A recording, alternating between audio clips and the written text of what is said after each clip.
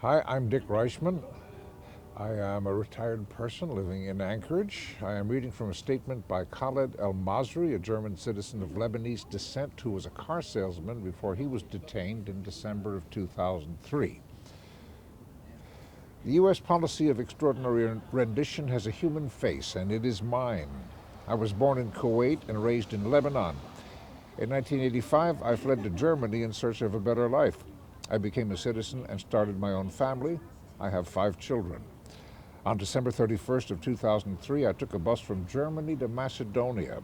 When we arrived, Macedonian agents confiscated my passport and detained me for 23 days. I was not allowed to contact anyone. I was forced to record a video saying I had been treated well. I was handcuffed, blindfolded, and taken to a building where I was severely beaten. My clothes were sliced from my body with a knife or scissors, and my underwear was forcibly removed. I was thrown to the floor, my hands pulled behind me, a boot placed on my back.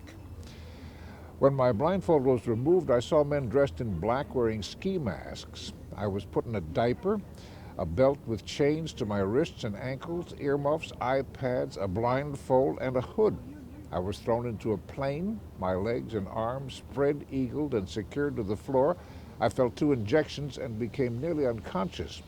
I felt the plane take off, land, and take off. When we landed again, I was beaten and left in a dirty and cold concrete cell with a bottle of putrid water. I was taken to an interrogation room where I saw men dressed in the same black clothing and ski masks as before. They stripped and photographed me and took blood and urine samples. I was returned to the cell. The following night, my interrogations began. They asked me if I knew why I had been detained. I did not. They told me I was now in a country with no laws, and did I understand what that meant?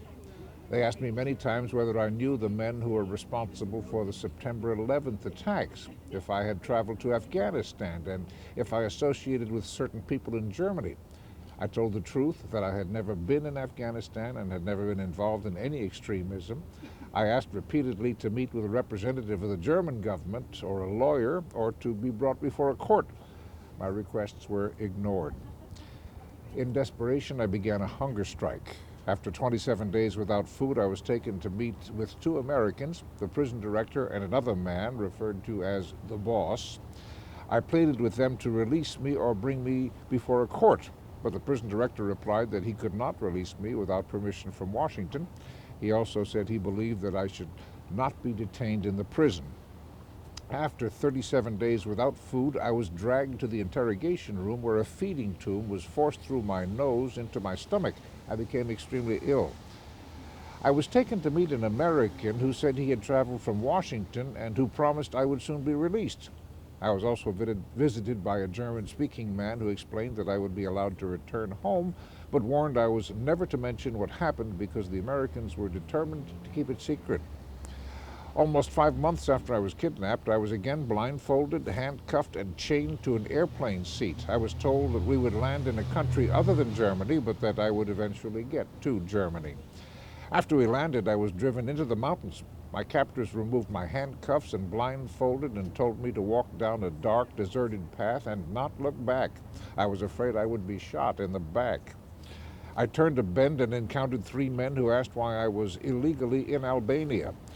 They took me to the airport, where I bought a ticket home. My wallet had been returned to me. I had long hair, a beard, and had lost 60 pounds. My wife and children had gone to Lebanon, believing I had abandoned them. We are now together again in Germany. I still do not know why this happened to me. I have been told that American Secretary of State Condoleezza Rice confirmed in a meeting with the German Chancellor that my case was a mistake, and that American officials later denied that she said this. No one from the American government has ever contacted me or offered me any explanation or apology for the pain they caused me.